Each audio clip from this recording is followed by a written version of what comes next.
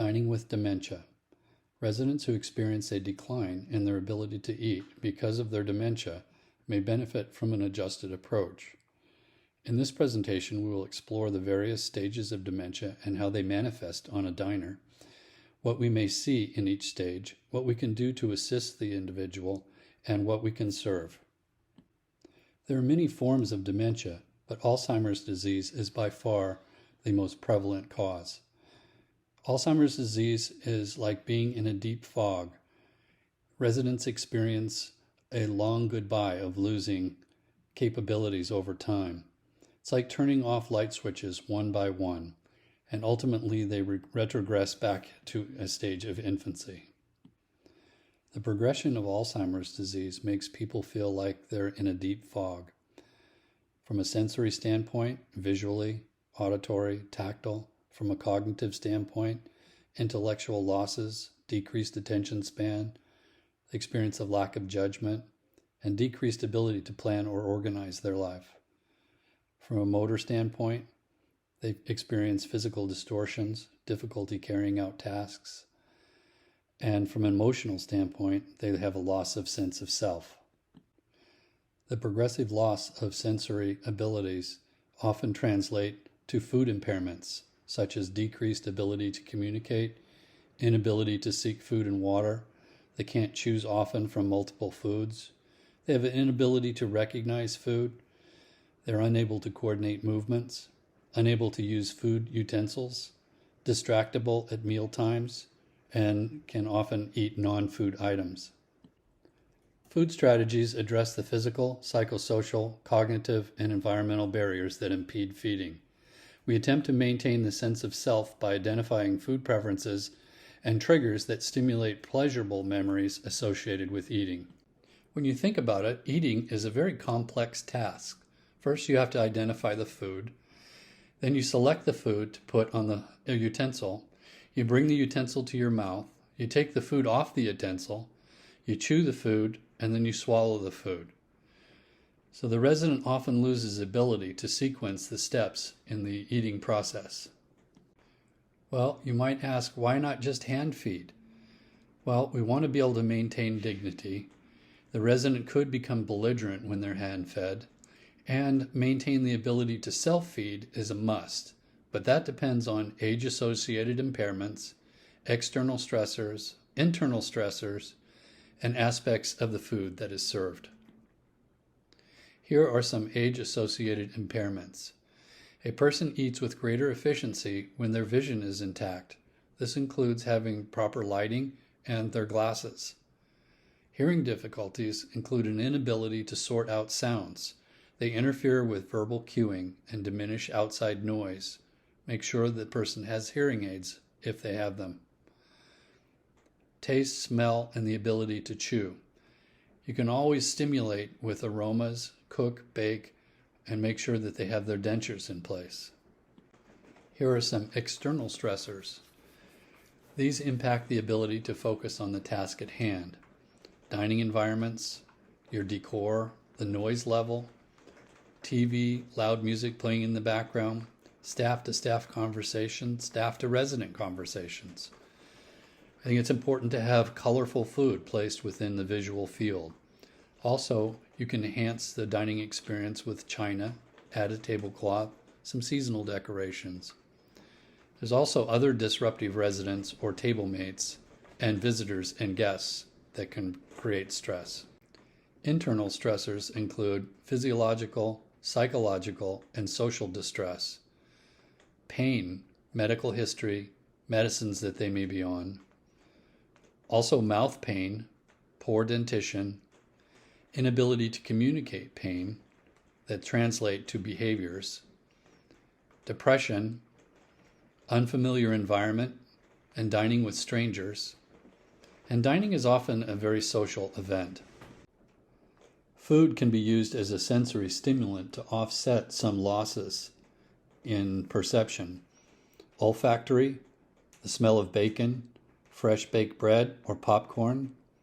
Taste, you can enhance food flavors by marinating meats, adding sauces, adding bacon, cheese flavor, herbs, spices, flavorings, and fruit to improve food taste and hydration. Visual, provide contrast on the plate with a variety of texture and color. Verbal, cueing, prompting, and reminding. Tactile, using finger foods. And also citrus is a very important appetite stimulant. It's important to maximize the home environment because that's where people feel safe. Maintain a meal schedule. Use the same seating arrangements every day. Provide inviting smells, adequate lighting. Turn on appropriate dinner music. Physical and verbal cues can also be helpful, such as dinner bell, tablecloth, aprons, pot holders. Minimize distractions. Turning the TV off, only soft music, and separate other residents who are very distracting. Minimize the table setting. There should be condiments available but not on the table. Some inviting smells that you can add to your community include home-baked bread with a bread machine, making cookies, cook bacon in the morning, make popcorn in the afternoon or in the evening, bake ready-to-make pies, baked bananas, apples with cinnamon, and in the slow cooker you can do soups, stews, beans, or applesauce, and don't forget aromatherapy. Here are some physical cues to promote dining. It's always good for residents to be active before their meal, but for wanderers you want them to rest before the meal. Also make sure, if they have them, they have dentures in place, their hearing aids, and their eyeglasses. Also make sure that they've had appropriate mouth care. Cleaning the hands for anyone with dementia prior to a meal is extremely important. We use warm, moistened, scented towels for that purpose. Also, it's a good idea to make sure everyone is toileted prior to eating. Orienting to mealtime.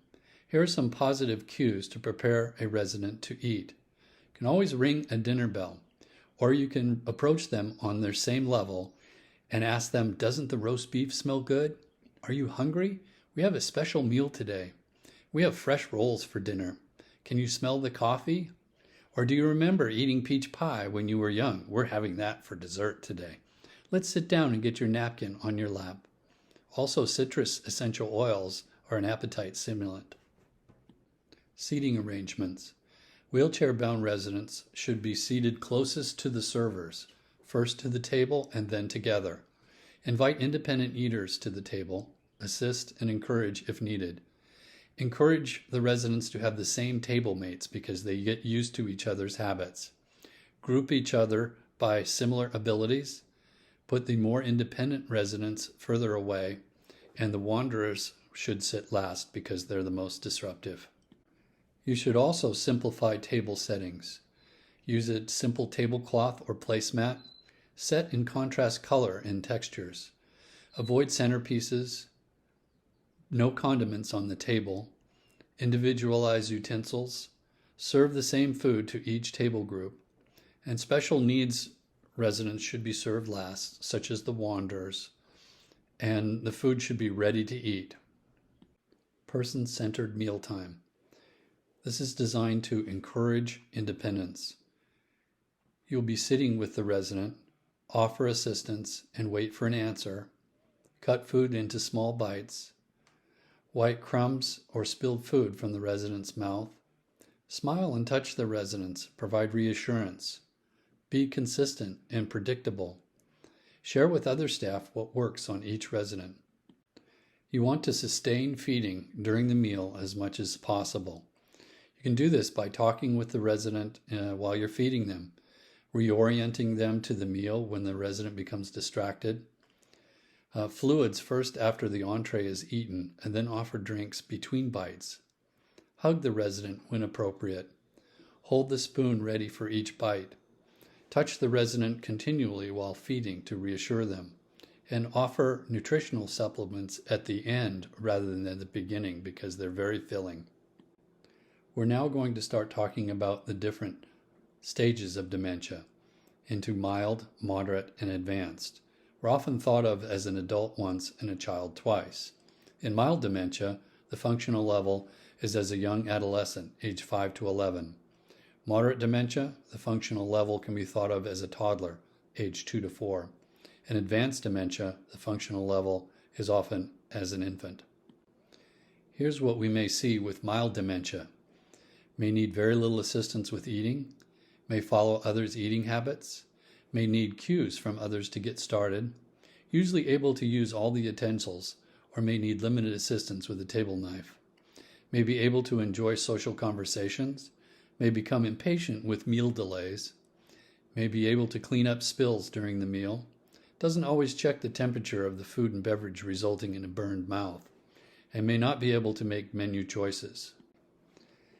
Here's what we can do to assist people with mild dementia at the dinner table. Use cues to get them started. Dinner smells wonderful. Here's your seat. It's a good idea to seat them with residents who could model good eating practices. They may need to be cued as to picking up a utensil. Serve food that is cut up before it arrives at the table. Start a simple conversation such as, "Spaghetti is my favorite food. How about you?" Never fuss about spills. We all make them. Avoid filling in glasses and cups to the top. Offer help by cleaning up spills yourself. Here are some foods we can serve for people with mild dementia. Familiar foods. Traditional foods such as mashed potatoes, meatloaf, chicken soup, apple pie, grits, or homemade puddings. Recognizable foods. Proper seasoning. Plate presentation is important. Knife, fork, spoon may be used, but they're still going to need some supervision. Here's what we may see for people with moderate dementia. They may forget that they have eaten. They may eat too fast or get up and leave before the meal is finished. They may overeat and gain weight. They may state that they are not hungry and may lose weight. They can often begin the task of eating. They can't open food packages or remove food wrappers. They may hoard food. They may begin the meal without checking food and beverage temperatures. And also they may recognize that they're able to use a fork and or spoon, but not the knife. We can also see these things with moderate dementia. They may not be able to scoop food onto utensils. They may hide food in napkins. They cannot eat and engage in social conversation at the same time. They may be very impatient with any waiting for food to be delivered. They often dribble food or drink and don't use a napkin. They may not swallow between bites and drink, so they're at risk for choking. Chewing and swallowing difficulties may begin. They often cannot choose between two food options and may not eat unfamiliar food. Here's what we can do to assist people with moderate dementia. Use verbal cueing, such as, "Here's your fork." Observe for signs of weight loss, ill-fitting clothes, including shoes. Dentures may also become loose with weight loss. Redirect a resident who has already eaten but doesn't remember. Never argue with them. Offer a snack if the resident insists. Remember, validation therapy works best. Avoid serving hot or very hot food and beverages to avoid burning the mouth, tongue, and lips. Provide verbal cueing that encourages resident to slow down if they're eating too fast. And avoid serving food that's still in packages or in wrappers. Here's a few more things we can do to assist people with moderate dementia. If socialization is difficult, don't force conversation. For delivery slowdowns, provide a redirection or ask a coworker to help distract the resident from waiting. Anticipate spills, dribbling, and food on the face. Discreetly manage those without having the resident do that. Always monitor for safety during mealtime. Sit with a resident who needs more cueing during a meal. Use hand-over-hand assistance. Be familiar with the resident's food and beverage likes and dislikes so you can select things that you know the resident would normally enjoy. Foods to serve for moderate dementia. You can liberalize the diet. You can use familiar foods. Identical foods for a group at the table because others may steal each other's food. Food served at the chest level. Food served in front. Keep utensils simple. And figure foods with every meal. Here's what we may see for people with advanced dementia. They may eat only with their fingers regardless of the food, even soup and spaghetti. They may move food around their plate without eating any of it. They may eat food from another person's plate or place food from their plate onto another person's plate. They stop using utensils at all. They're unable to balance a spoon or a cup. They're easily distracted by other things during the meal, and they're unaware of food or beverage spills. And you need to be cautious because they could eat non-food items. Here are a few more things that we may see for people with advanced dementia. They may need someone else to select their menu choice. They're often nonverbal when eating or drinking. They may have more difficulty swallowing. They can even pocket food in their mouth. They may aspirate on food and drinks. They may choke on food and drinks. They may not be able to feed themselves at all. Often shows no interest in eating or drinking, even when offered their favorites, and often unable to remain at the table unless non-mobile. Here's what we can do to assist people with advanced dementia. Never attempt to rush a resident through a meal. Avoid bringing the resident to the table until the meal is ready to eat. Serve the resident as soon as they are seated. Finger foods may be necessary for residents who cannot sit long enough to eat. Seat the resident where access to another resident's plate is limited. Provide encouragement and cueing throughout the meal as needed, and encourage the resident to sit up straight. Here are a few more things that we can do to assist people with advanced dementia at the dinner table. Adapted utensils may be necessary. If so, training will be needed for the use of these. Also, you can use the watch me technique, showing them first how to do it yourself and then prompting them to do it. Use positive body language to encourage your socialization during the meal. Smile and attempt conversation with clear and short sentences. Avoid asking the resident to remember something. It is not possible for them to do so and may cause them more frustration. Encourage independence as much as possible. Don't worry about neatness. Be prepared for spills by having extra napkins or a towel available. Also, minimize distractions at the table. Here are some tips for serving food to people with advanced dementia. Offer full assistance, even if refused. Offer mostly finger foods. Resident will rely on primitive reflexes, such as the pincer grab. Offer more fruits, sweetened foods, maybe even need to sweeten non-sweet foods. Assess chewing and swallowing ability. Resident may also pocket food. May need to cut finger foods into small pieces. Be alert for choking. Grind foods, cut them into bite-sized pieces before they're served to the resident. Address a decreased appetite. There are options to stimulate appetite. You should consult with their physician. Here are some finger food ideas for breakfast. Hard-boiled egg cut in half, toast fingers, cold cereal pieces, waffles, French toast cut in strips, a half an English muffin, hot cereal in a cup, peeled banana, cereal bar with the wrapper off, peanut butter on a Ritz cracker, cinnamon toast cut in triangles, coffee cake squares, toasted peanut butter and jelly, and protein muffins. Here are some finger food ideas for lunch. Cheese slices or cubes, rotini noodles, gelatin cubes, melon balls, sandwiches cut in quarters, sliced pears, peaches, or apricots, French cut green beans, broccoli florets, meatloaf cut into quarters, baked fish on a bun, apple wedges, tater tots, fish sticks, chicken nuggets, French fries, carrot strips or sticks, ice cream cone with a flat bottom. Here are some finger food ideas for dinner. You can roll lunch meat into a log shape. You can puree things and put them in soup and serve them in a cup. Of course, quarter sandwiches. You can place soft food inside a pita pocket. Sandwiches in a pita. You can make grilled cheese. Everyone loves those. Combine ground meat with mayonnaise or cream cheese to make finger sandwiches.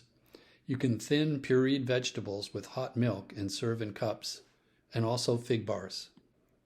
Some people with advanced dementia do not have the attention span to sit long enough to enjoy a full meal and get the calories that they need. So these are ways you can provide portable foods for people to wander around and eat as they walk. Cereal bars, cookies, chicken nuggets, French fries. You can also use flat-bottom ice cream cones and put food in those as a serving. Fish sticks, orange segments, cauliflower pieces, mini biscuits, and protein muffins. Thank you for joining me today to learn about dining with dementia. For more videos and resources, visit mycaregivercoach.com or look up My Caregiver Coach on YouTube. Thank you.